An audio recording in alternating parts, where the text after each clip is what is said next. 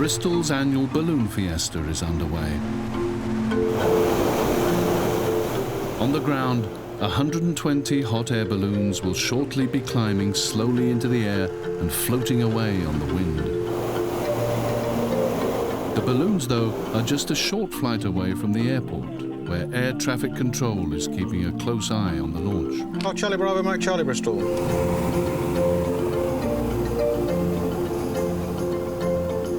Charlie Roger, Bristol QNH1005. The 2,000-foot wind at Bristol Airport about 4 minutes ago was 260 at 22 knots.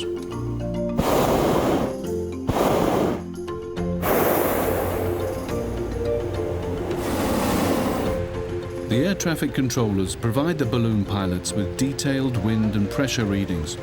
They're also well aware that without any propulsion system, the balloons will simply go where the wind takes them.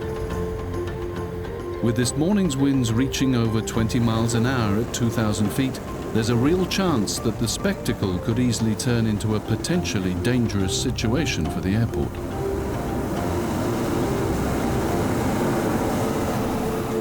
The takeoff time for the balloons also coincides with one of the busiest times of day at the airport.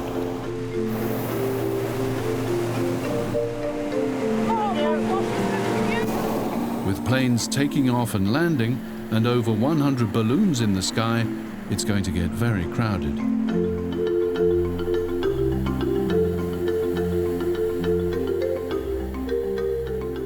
The airport's radar can pick out aircraft at all levels, but spotting a hot air balloon is a lot more difficult.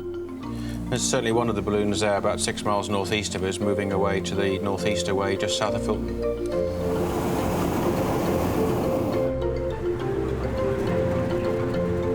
We can see the balloons now, they're just getting airborne on the horizon there. They're tracking about 070 degrees, which is going to take them to about 2 miles south of Fulton. They're looking out towards the airport. You can see the airport over there. I'll just give them a call in a minute. All of these events have to be integrated with the operations at the airport and the routine operations of something in excess of 200 commercial flights a day. We start preparing several months in advance for all of these events, and the cooperation we get from the organisers in almost every regard is superb. Bristol radar, this is hot air balloon, Golf X-ray Romeo Lima Delta. Now, the problem is on radar, we only see them if they're moving with a reasonable speed on, otherwise we'd see everything that's not moving. So because they're moving so slowly, the radar is designed not to see things that are moving very slowly. So that's one of the problems. And also the balloon itself doesn't give a really good reflective surface to get a signal from anyway. X-ray Romeo Delta, Bristol, pass message. Call sign is Golf X-ray Romeo Lima Delta, and we are in the middle of the pack, climbing out of Ashton Court at this time 1,500 feet, QNH 1015, and drifting to the east. Golf Lima Delta, roger. Flight Information Service, Bristol QNH 1016. We draw up procedures with the balloon operators some months in advance to ensure that the balloons stay away from the airport and the flight paths that we control. We designate part of the airspace around the airport here to the balloonists, up to 2,000 feet normally, so that they can fly just when they want and when they need to. We're conscious of the fact that they have a spectacle produced for the public. So it's a big event, we want to support that, and we do everything we can to try and make it happen as they want. Well, we're now flying parallel to the Bristol runway 27 approach, and so we're keeping an eye on their traffic. We've talked to them, introduced ourselves amongst this mass of 120 other balloons. We try and avoid everybody talking to them at once, because otherwise they get overloaded. So 2 or 3 of us just talk so that they're aware of what's going on and what the balloons are generally doing. That are operating on or close to the 727 at Bristol to operate not above 1,500 feet on the Bristol QNH 1016. Bristol Balloon Golf Lima Delta, that's understood. Lima Delta, thanks. Morning, Phil. Morning, Julian. Nice to see you. That's the SATCO, or the actually air traffic manager they call him now. We've got the surface wind here at the airport showing. In this case, it's 210 degrees at 13 knots. The wind up aloft at 2,000 or 5,000 feet is very often much stronger than that, so the balloons will be drifting quite fast. So from our point of view, it can be a blessing in disguise in that it can get the balloons out of our hair quite quickly, albeit for the balloon pilots themselves, I should think life can be fairly exciting at times. So far, all's going well. But as a large jet begins its approach, some balloons are in danger of getting too close. Nelson, if you could make a broadcast on the balloon frequency, please. The traffic is an Airbus A321, which will generate quite a lot of turbulence. But actually getting the message across is going to be difficult. This is a general broadcast to all balloons. Please be aware that Bristol's approach is active. Buddy Beaver from Muir, do you read? Muir, please stay quiet at the moment. This is a general broadcast. Here's a sluggy balloon. Oh, listen.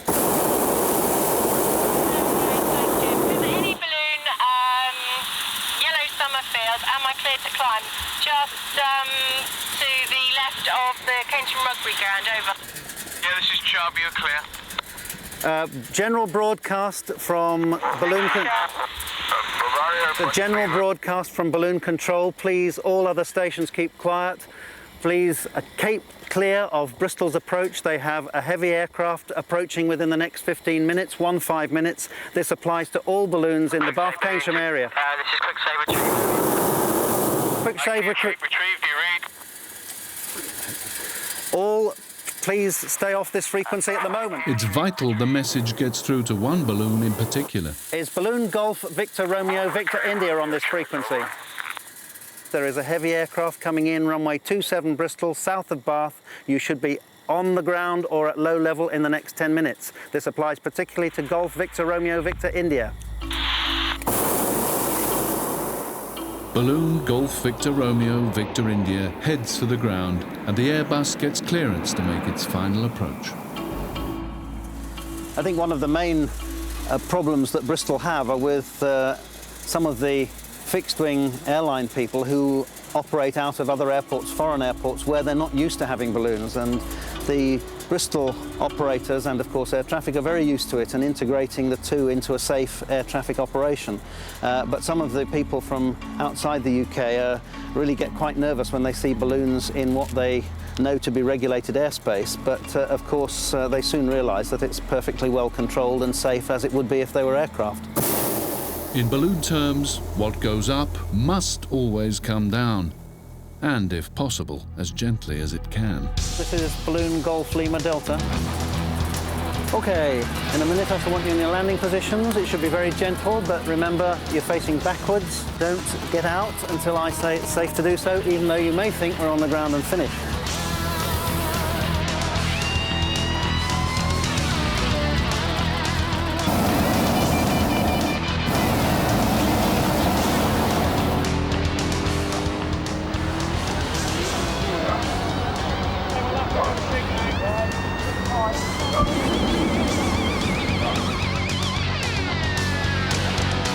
You'd have to stay on the end now, go backwards.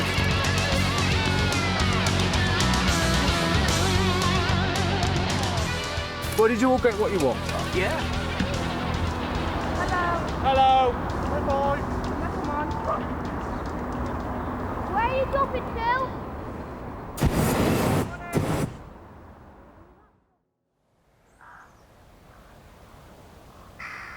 Back at the airport, the problem of the hares is getting worse. Now they're even starting to use the main runway. That's the exact reason why we're having to trap these hares. You know, we've got them entering the runway and vacating off at the end. The hazard does exist. There is a potential for that hare to cause a problem. If you compare a hare to a bird in terms of density, the actual weight of the animal as well, it's got the potential to cause problems. So with them going on the runway and all the rest of it, coming straight off down the end, it certainly, in our eyes, is a problem. Basically, it's like all animals, the same as birds. They don't really have a fear of the aircraft going around. And certainly the hares don't appear to. Although they tend to, as an aircraft may approach, they may tend to move off at the last minute. Sometimes that is a problem, because if it's on the edge of the runway and it decides to run in front of the a departing aircraft, then obviously you've got the strike risk there. This is one of the reasons why you can't use scaring devices against such creatures, because they're within the environment, they've got used to all the aircraft and all the rest of it. So if you had something out there with flashing lights, making unusual noises, the chances are they've heard it before, they're going to get used to it, there's no doubt about that, and they tend to do what they want to do and when they want to do it. Rather than shoot the hares, Jim Calloway has laid traps, but so far without luck. Well, there's certainly nothing in the trap at the moment, but there's obviously been signs of activity nearby. So it's actually a track that's come through here, and it's obviously somebody's been having a look at it. So things are looking good, because obviously the hares have got used to the trap within their environment. And this is obviously one thing. If you move something strange into an environment of creatures such as a hare, then obviously they're going to be shy of it for a day or two. But, things seem to have settled down quite well. What we need to do now, I think, is to put a little bit of bait in the trap, so to speak. So we're going to get some decent hay and place in the actual trap, and hopefully that will tempt the hares to make that extra little bit of a step, go in.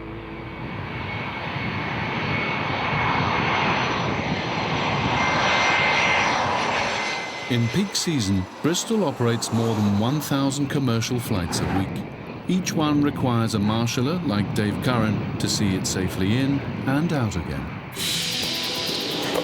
Okay, so the EasyJet's taxiing down, and as soon as he comes into view, I'll give him a little wave so he knows where he's got to go. The only thing you need to be aware of is if there's a hot wheel. So in other words, if the pilots use the brakes quite hard, then the wheels, the tyres may be on fire. So you have to keep aware of that. Especially the foreign pilots, they tend to brake quite hard. The runway's not very long here, so the larger planes, they do brake quite hard. So there are things you have to keep into mind, fire and things like that, really. And just in case the captain wants to release his brakes, you let him know you've put the chocks in. That's it. What thousands of departing passengers don't always see is people like Dave and his colleagues giving their aircraft a final check-over before takeoff. Before the initial pushback, we have to check all the doors and hatches are closed. We're waiting for one passenger at the moment, so front door's open. What I look for is there's no oil patches or anything by the undercarriage. And check it's not chocked. And then come round here. I've had it before where there was a flap left open from one of the engineers. He put some oil in an aircraft and he left the flap, the cowling flap. So as it's put in the rules now, we check the engines as well. Just give it a quick check. The pilot does this anyway, but we just check that all the panels are okay. Obviously the rear door, you have to check the rear doors that are closed.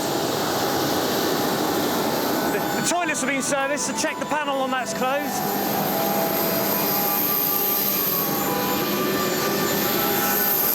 The other door, the hole, make sure that's okay. Same as the other side, just check the tyres.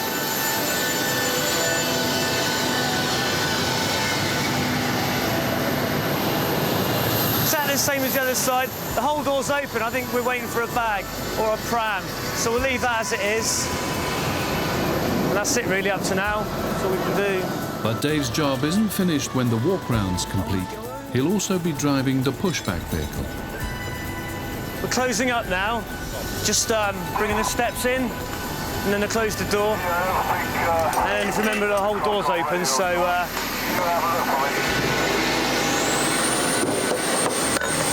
Okay, so that's all done.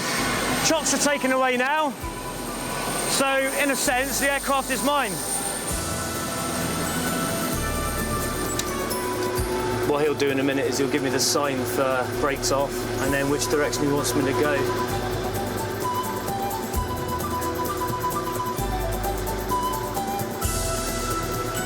This is the only time where you do actually feel there's a lot of money in front of you.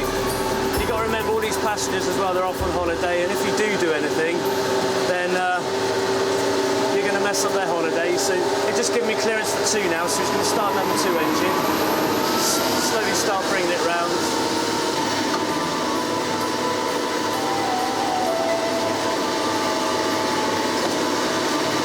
It's a bit disconcerting at the beginning when you're training and you're trying to find the centre line. Okay, they're just about to start number 1 engine now. Especially at night time and it's raining. But once you get used to it, it's okay. Obviously, the same as everything else once you train. Okay, that's it. it, brake on. Give the headset man command you've got the brake on. Then we can uncouple the tug and the bar.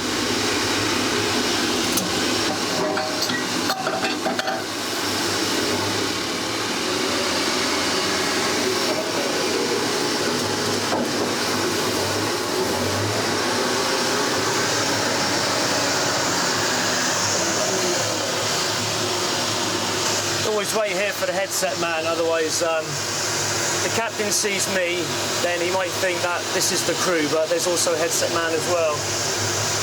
Okay, he's giving me the thumbs up. It's always a little bit of pride getting it on the line, because obviously there's a guide, and more than times you get it on the line, sometimes you don't. Depends what mood you're in, really. Perfect, can clear land, DG604. This is another one of our traps we've got here. In fact, looking at the grass, you can see there's actually a track. It's coming away. Something's come away this way, but you can see there's definitely been some activity in and around here. Jim Calloway's checking a second trap and things are looking more hopeful. Ah, yes. In fact, something's definitely been there. You can actually see some drop-ins. So this one's looks a lot more promising than the actual other one we've got. Obviously, they're now getting used to it. It's in their territory. The reason why we got the cone there is it's a necessity for us to do this, because the guy comes out top of the grass, and also we've got various people coming up and down this part of the airfield, driving on the airfield at night, need to get to various sites. So we've got to actually put a cone out there to make sure nobody drives over these traps. We've been very kindly lent these traps by a gentleman who worked as part of a team on capturing and relocating hares before. So it's very, very important that we look after his kit as well. No hares then, but some fresh grass in the trap has Jim a little confused. I'm not quite sure the way hares behave, but whether that's actually been put, the hares decided to stick that in there, I doubt it. But I'll just check my collies. Something unusual going on here. Dave Curran is coming to the end of his shift with a final Britannia flight to see safely in. His evening, however, is going to be spent rather differently.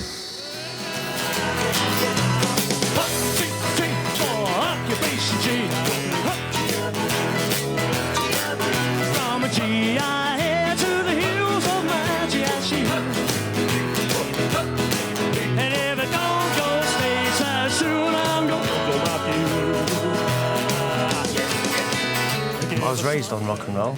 And it was new. Everything was new. The Elvis, the Little Richard, Jerry Lee Lewis. It was all new at the time.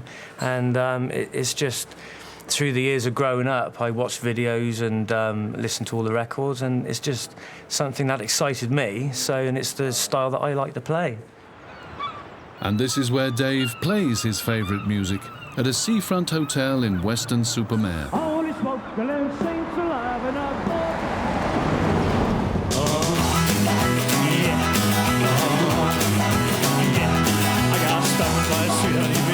A lot of my friends are rock and roll people, and I'm a member of the club. So when you go to these clubs, although they don't have quiffs or anything like that, they do. There's a lot of support for rock and roll. I think it may be a bit dated with the quiff, I'm not sure, but it's just a style that I like, and it may come back one day. You never know.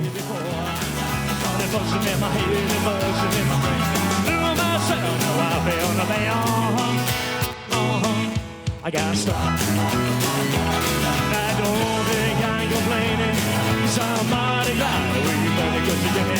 One little peck on the back of my neck. I'll break out in a cold sweat. The biggest thrill, I guess, is at the end of the night when everyone's singing the songs that I've done on a gig, and everyone's in a good mood. They're all happy, and I think I've done the job. I've done the job. If you have a crowd and they're a bit conservative, then it's hard to feed off a crowd like that. But generally, I managed to get them going, and then I feed off them, they feed off me, and we have a good night. Some crowds are hard to get through, but they do enjoy it. At the end, the amount of the gigs I've done, and I thought, I'm not going down well, but at the end of the night, they come up to you and they say, it's a fantastic night, we've had a nice time, and then I think, I've done that, you know.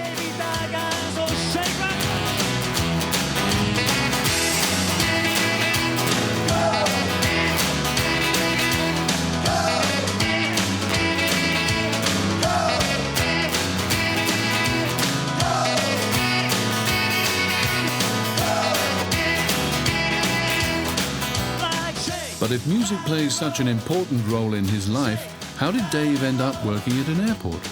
I love aviation anyway, and I was doing this professionally, and I just wanted a bit of a change, and I thought, what else could I do? And I felt aircraft, let's see if there's anything with aircraft. So I went to Bristol International and got a job. I've been there 6 years now, and yeah, I like it up there. It's nice. It's totally different to this, totally different to this. So, two separate lives. Occupation GI Blue.